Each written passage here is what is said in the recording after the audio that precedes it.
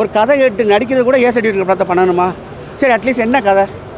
லோகேஷ்ட வந்து அருண் மாதேஸ்வரன் கதை சொல்லும் போது என்ன கதை சொல்லியிருப்பார்?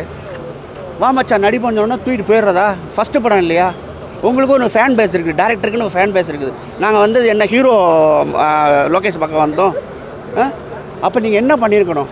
இந்த சமுதாயத்துக்கு என்ன சொல்ல வரீங்க? ஆனால் மியூசிக் நல்லா இருக்குது. ஆக்சுவலாக மியூசிக் சூப்பராக இருக்குது, ஃபைட் சீன்ஸ் எல்லாமே நல்லா இருக்குது, ஆக்ஷன் சூப்பராக இருக்குது, சினிமாட்டோகிராஃபி நல்லா இருக்குது. லோகி அண்ட் வமிகா கோபி அவங்க நல்லாவே பண்ணியிருக்காங்க, ரெண்டு பேருமே சூப்பராக பண்ணியிருக்காங்க. It's an Arun Matheswaran templated movie தான். அதில் வந்து லோகேஷ் வந்து அவரோட ஆக்டிங் ஸ்கில்ஸை நல்லாவே வெளிப்படுத்தியிருக்காருன்னு நான் சொல்லுவேன்.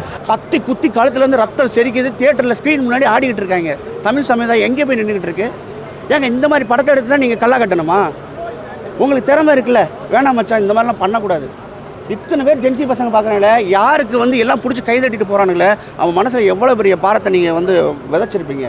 உங்களுடைய ஃபஸ்ட்டு டிபு அதான் சொல்லல, டைரக்ஷனில் பண்ண ட்ரோல் எல்லாமே ஆக்டிங்கில் அப்படியே மறைச்சிட்டாரு. ஐ மீன் இனிமேட்டுக்கு ட்ரோல் பண்ணக்கூடாதுன்னு தான் சொல்லுவேன். பிகாஸ் எதுக்கு ட்ரோல் பண்ணுறாங்க, ஏன் பண்ணுறாங்கிறது தான் எனக்கு தெரியல. பட் இந்த ஆக்டிங்க்கு அப்புறமேட்டுக்கு அந்த ட்ரோல்ஸை ஸ்டாப் ஆகணும்னு தான் நான் ஃபீல் பண்ணுறேன். பிகாஸ் ஆஸ் அ டிரெக்டர் வந்து is one of the best directors இந்த ஹோல் தமிழ் சினிமா. இல்லை, இது வந்து படம் நல்லா டார்க்காக, ஐ மீன் நல்லா இருக்குது. அவர் இது கைதி அந்த படம்லாம் இருக்குல்ல, அந்த மாதிரி இருக்குண்ணா. ரொமான்ஸ்லாம் இல்லை ப்ரோ படத்தில். படத்துக்கு ஏற்ற மாதிரி, சீனுக்கு ஏற்ற மாதிரி பிஜிஎம் தான் தூக்கி கொடுக்குது படம்.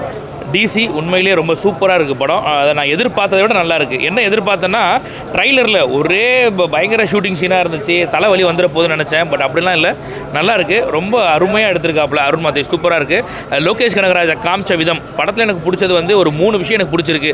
முதல் விஷயம் வந்து லோகேஷ் கனகராஜோட அந்த நடிப்பு. அதாவது படத்தில் அவர் நடிக்கவே இல்லை, அதான் எனக்கு ரொம்ப பிடிச்சிருந்தது. என்னன்னா, அது இயல்பாக அந்த கதாபாத்திரம் எப்படி இருக்குமோ ரஃப் அண்ட் டஃபாக உலகத்து மேலே இருக்க ஒரு வெறுப்பை அப்படியே காட்டுவார். அதாவது எப்படின்னா, நமக்கு ஏதாவது ஒரு பிரச்சனைனா நம்ம போலீஸ் கிட்ட போகிறோம், அந்த போலீஸ்காரனே கெட்டவனாக இருந்தால் நம்ம யார்கிட்ட போவோம் அப்படின்ற மாதிரி அந்த கதாபாத்திரமாக லோக்கி வருவார்.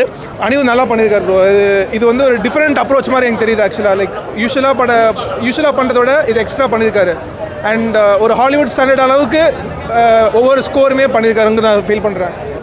ரியலி வந்து டிசப்பாயிண்டட். நாங்களாம் ஃபஸ்ட் ஹாஃப்லாம் பார்த்துட்டு செம்ம கோவம் நான் எழுதிட்டேன்.